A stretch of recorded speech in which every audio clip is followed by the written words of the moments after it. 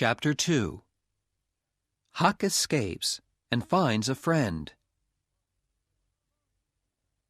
Mostly, it was a lazy, comfortable kind of life. But after about 2 months, Pop began to hit me too much with his stick. He often went away into town, too, and then he always locked me in the hut. Once, he was away for 3 days, and I thought I was never going to get out again. When he came back that time, he was drunk and angry. He wanted my money, but Judge Thatcher wouldn't give it to him. The judge wanted to send me to live with the widow again, Pop told me. I wasn't very pleased about that. I didn't want to go back there. So I decided to escape and go down the river and live in the woods somewhere. When Pop was out, I began to cut a hole in the wooden wall of the hut.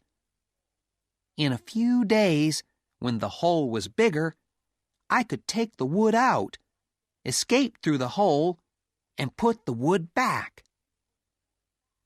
One morning, Pop sent me down to the river to catch some fish for breakfast. To my surprise, there was a canoe in the water, and there was no one in it.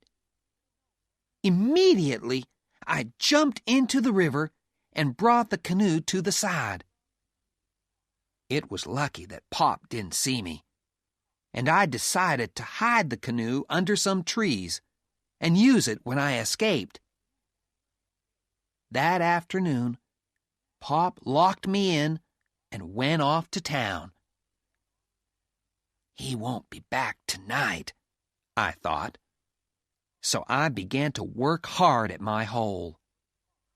Soon, I could get out through it, and I carried food and drink and Pop's gun down to the canoe. Then I put back the wood to hide the hole, took the gun, and went into the woods. There I shot a wild pig and took it back to the hut with me. Next, I broke down the door with an axe. I carried the pig into the hut and put some of its blood on the ground. Then I put some big stones in a sack and pulled it along behind me to the river. Last of all, I put some blood and some of my hair on the axe.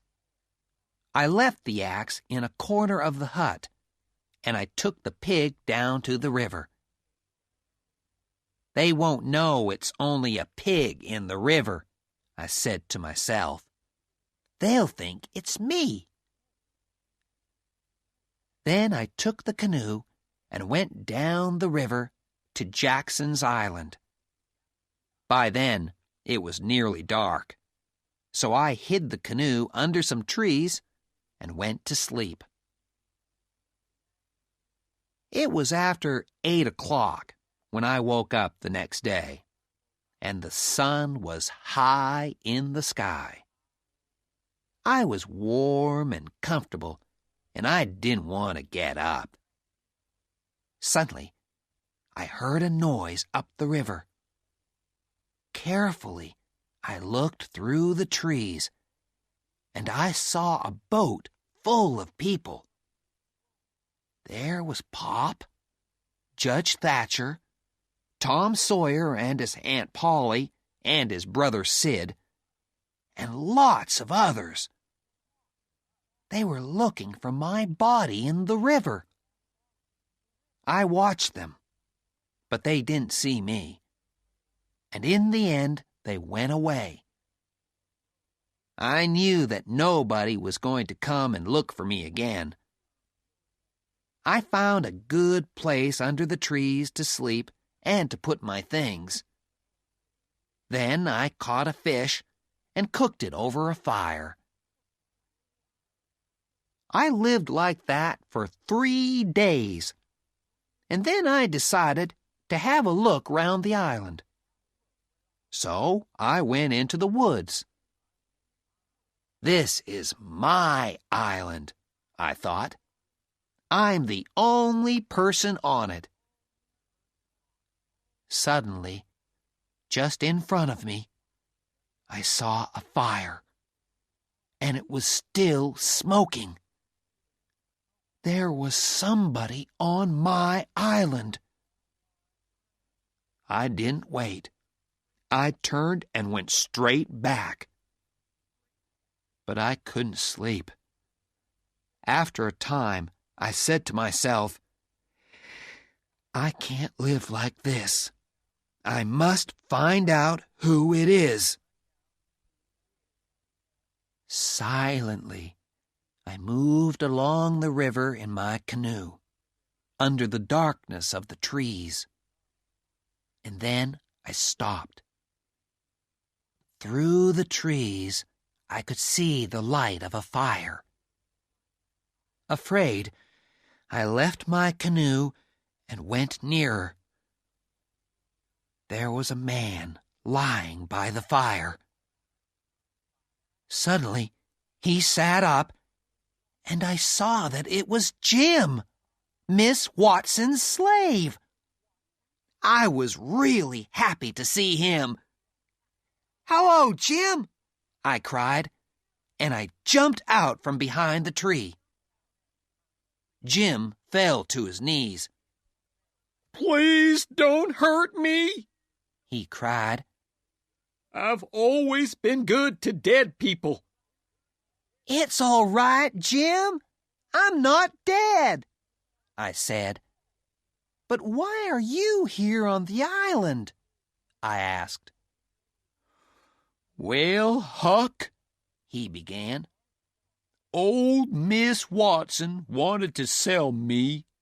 A man came into town and told Miss Watson that he'd buy me for $800. She couldn't say no, so I ran away. I ran down to the river to hide, but everybody in the town was there. They said you were dead, Huck. I had to wait all day to get away. When it was dark, I got onto a big boat and hid. When we came near this island, I jumped into the water and swam here." Jim finished his story, and then we both carried all our things into a cave and hid the canoe under some trees. We were just in time, because then the rains came. It rained for days, and the river got higher and higher.